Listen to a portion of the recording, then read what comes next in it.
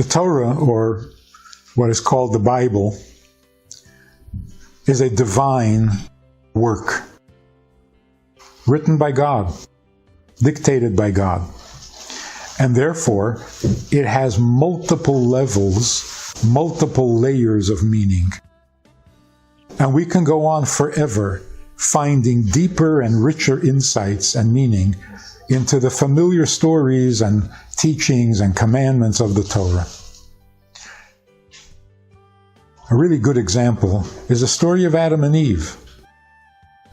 Everybody knows the story, but here's the rest of the story. The way it's read, in its simple literal meaning, God created Adam and Eve. He put them in the Garden of Eden. He said to them, or actually he said to Adam, "Of all the trees you may eat the fruits, but the tree of knowledge of good and evil you may not eat from it. For the day you eat from it, you will die." According to the historians, this was 9 hours after they were created in the Garden of Eden. 9 hours after they were created, they were told not to eat from the tree of knowledge. Well, an hour later, the 10th hour, they ate from the tree of knowledge. Now God comes to Adam and says, "You ate from the tree I told you not to eat from?" Adam says, "She gave it to me and I ate it." Like it's her fault. God says to Eve, to Chava, "What did you do?" She says, "The snake." The snake made me do it, convinced me, tricked me. So God says, "Okay, because you did this, by the sweat of your brow will you make bread, and you will give birth to children in pain. And the snake will be your enemy. He will bite you and you will beat him." Anyway. Okay, that's the story. It has many moral lessons, but the facts of the story don't really come together very well. Just quickly, a list of questions. Number 1, God spoke to Adam and said, "Don't eat from that tree." An hour later, he ate from the tree. Is there something wrong with God? Is it what? He's not impressive? Not convincing? You can dismiss him an hour later? It's not like Adam wasn't sure that God meant him. You imagine Adam saying, "Are you talking to me?" Yeah, I'm talking to you. There's nobody else around. So God speaks to Adam up close and personal and says, "Don't do this." And an hour later, he can do it? God is not very effective. Something's wrong. When God spoke to the Jewish people at Mount Sinai, everybody fainted. Adam just dismisses it. And then, question number 2, what's wrong with Adam? He was created by God. He had no birth traumas. His mother didn't traumatize him in the toilet training. He didn't have bad friends. He didn't grow up in a bad neighborhood. And he didn't have an evil inclination that tempts you to sin. He didn't have that. What's wrong with him? Then you find out that the tree was actually a fig tree. Come on, how tempting is that? Irresistible?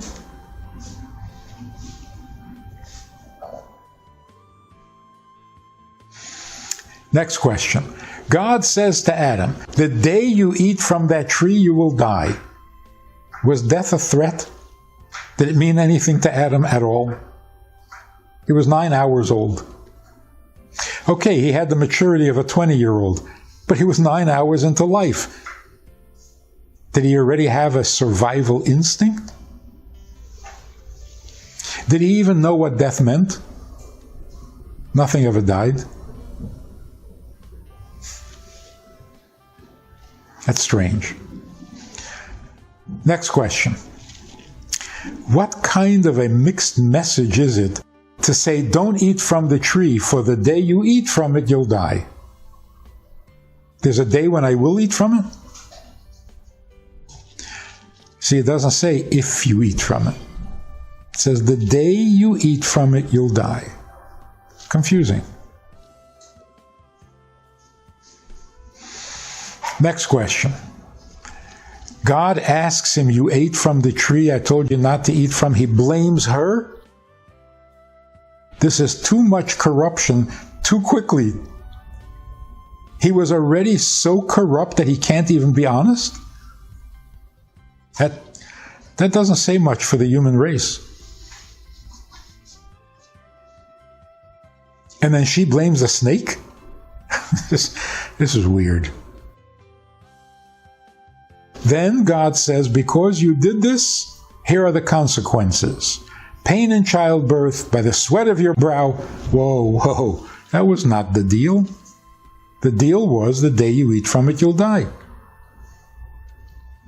Now God is saying, oh, no, not just die. First you'll suffer, then you'll die.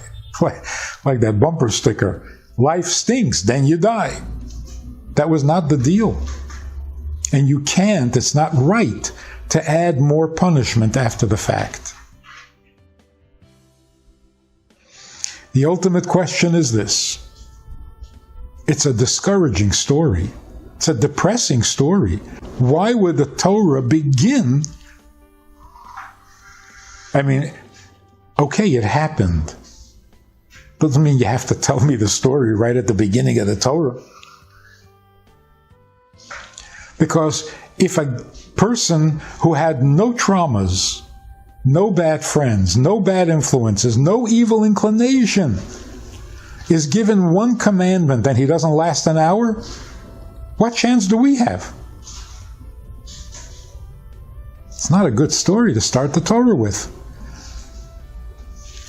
So that's on one level. Let's try another level. Back up a little bit. Where did Adam and Eve come from? They were created by God. God fashioned their body out of earth and then breathed a soul into them. Where was that soul?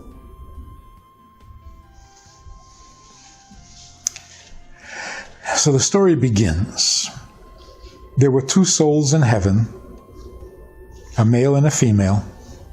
And God said to them, I'm going to send you down to the lowest of all possible worlds, invest you into a physical body made out of earth, and you're going to elevate that world, the lowest of all worlds, and make it holier and more godly than heaven.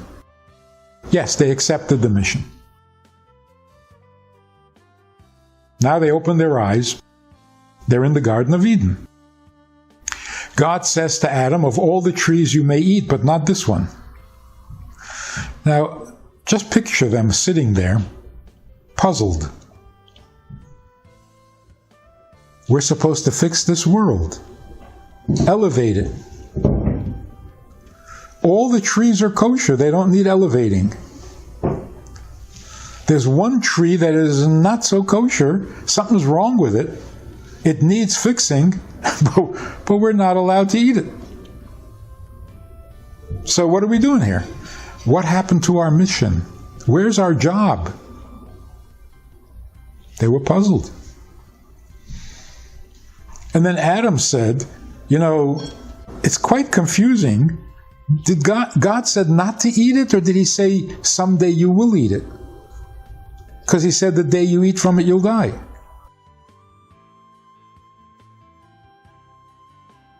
Eve said, it's not a mixed message and it's not confusing.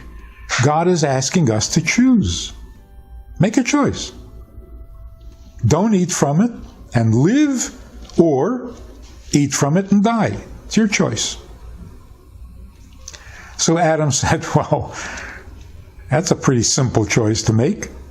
Let's not eat from it and live. Eve said, God wants us to eat from it. He's hoping we eat from it. And Adam said, how do you know that? She said, because our job is in the lowest world, and this is not the lowest world. There's a world in which people die. A world of mortality. That's the lowest world, and that's where our job is. He wants us to eat from the tree and go into the world of mortality. Adam said, God put us here. Can't be a mistake. So if he puts us here, he must want us here. And Eve said, no, it's not the way it works. God takes you to where your job is, but you have to volunteer to cross that border. God will take you to the threshold, but whether you enter that door or not is up to you. He wants us to volunteer. Adam said, makes a lot of sense. And they ate from the tree. Now God comes to Adam and says, you ate from the tree I told you not to eat from. Naturally, we assume that God is shouting. He's angry and he's about to smite somebody. That may be one interpretation, but not necessarily. God is not angry. God is marveling. How did you know? I told you not to eat from it, but you understood that I was hoping you would? How did you know that? Being a new, fresh, pure, innocent soul, Adam said, I didn't know. She knew. So God says to Eve, how did you know? She said, what the snake told me sounded like that's where our job would be.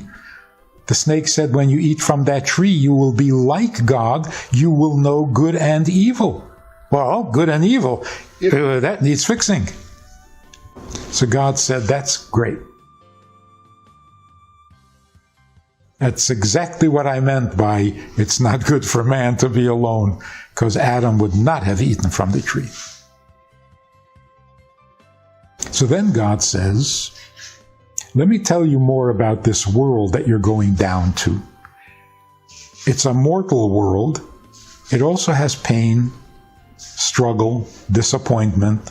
It's an uphill battle. It's the lowest world. Are you sure you want to try to fix it? They said yes. If that's what you need done, that's what we will do. That's the story of Adam and Eve. Quite different from the conventional understanding. God was not angry. They were not punished because they never committed a sin.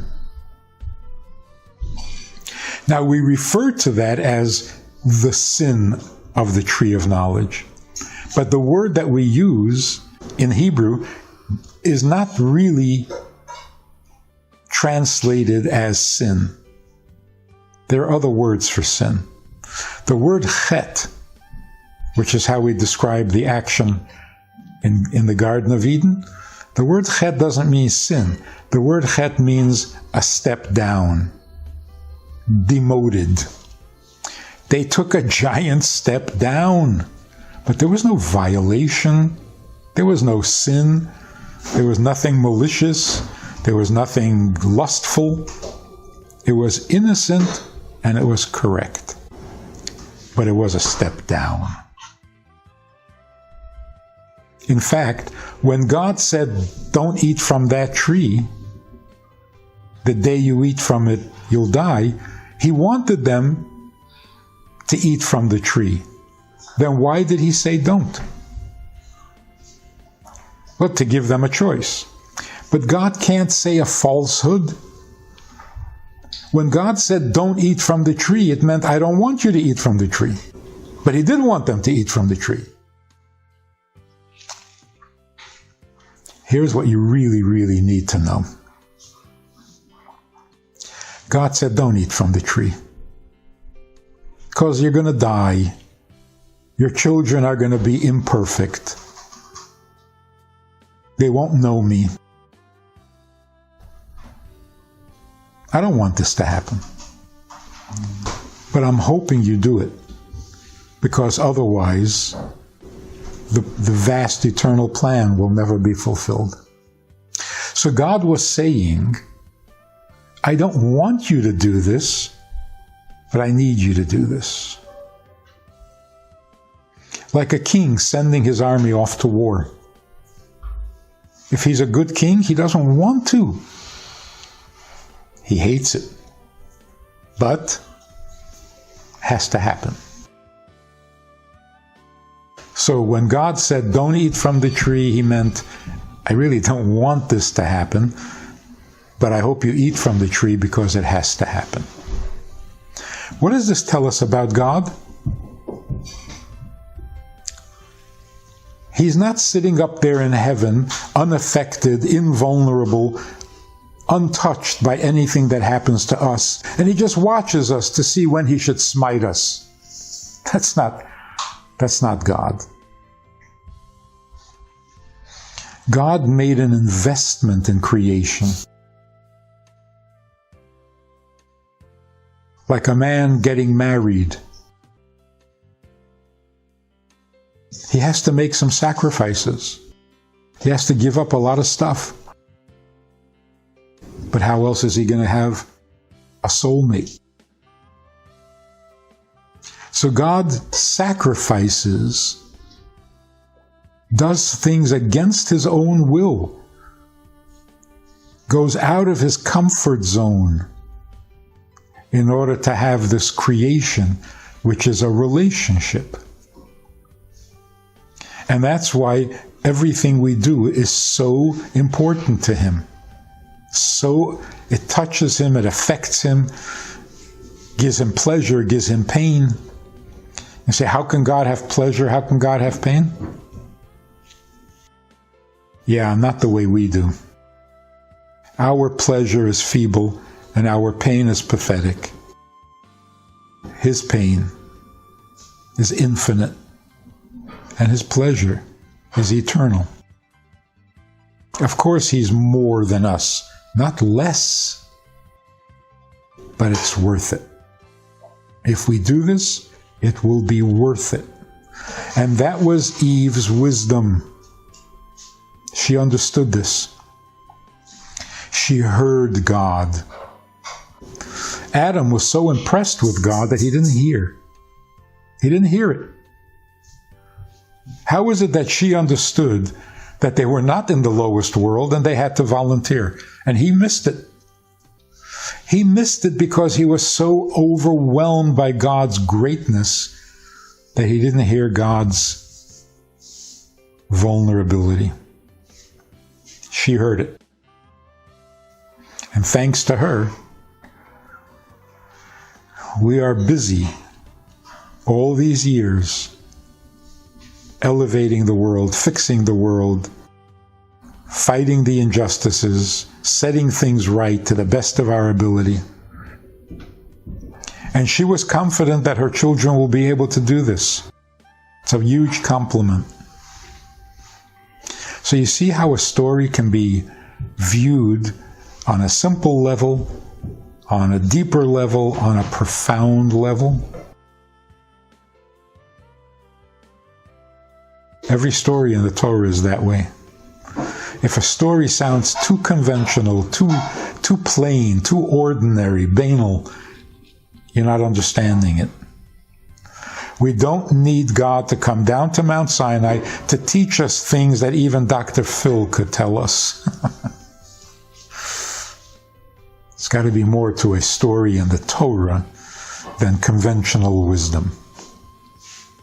So, dig deep. You'll find magnificence.